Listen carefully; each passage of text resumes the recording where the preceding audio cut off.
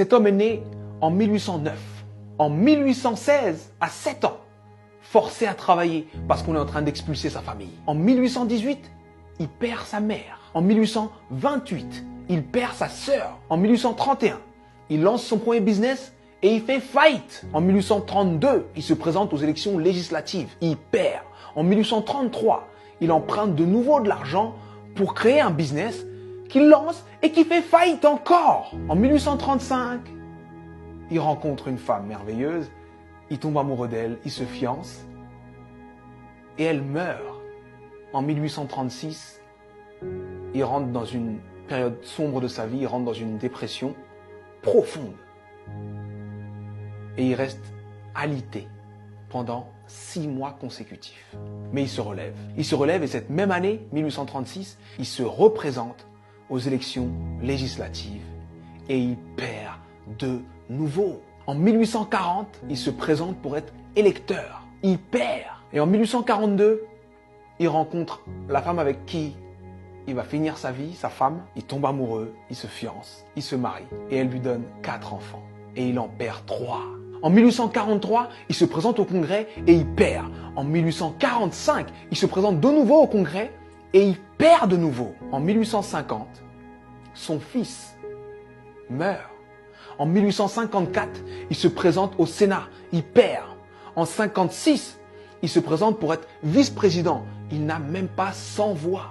En 1958, il se présente de nouveau au Sénat et il perd de nouveau. Et en 1960, Abraham Lincoln est élu président des États-Unis d'Amérique. Et il fait 2 mandats exceptionnels qui font de lui l'un des présidents les plus respectés et les plus impactants de l'histoire des États-Unis. C'était important que je te raconte cette histoire. C'était important que je te raconte cette histoire parce que on voit le héros, mais on ne voit pas les coulisses de la réussite. Il faut que tu acceptes les coulisses de ta réussite.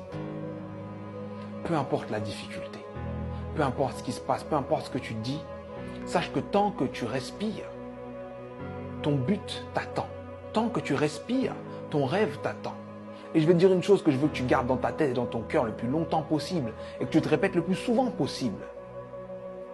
Les épreuves que tu trouves sur ton parcours sont adaptées à ton potentiel.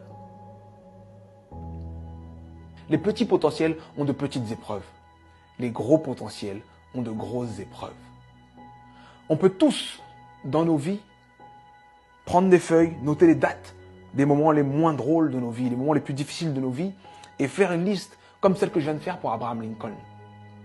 Mais sincèrement, je pense que Abraham Lincoln faisait l'inverse. Pour avancer dans les coulisses de la réussite, pour avancer face à toutes ces épreuves, il faut se focaliser sur ce qu'il y a de bon, de positif et ce qui nous donne envie d'avancer. Donc, je sais que ça peut être dur d'être au cœur de la tourmente, ça peut être dur de perdre des gens, de faire face à l'échec encore et encore et encore. Mais concentre-toi sur ce que tu es en train d'essayer d'accomplir et accomplis-le. Et je peux te garantir que parce que tu es passé par là, tu as changé l'ampleur, le sens et le goût de ta réussite. Alors traverse ces épreuves. Elles sont adaptées à ton potentiel, elles sont là pour te faire grandir. C'était Sudei, j'espère que cette vidéo t'a plu et si elle t'a plu, partage-la. Merci.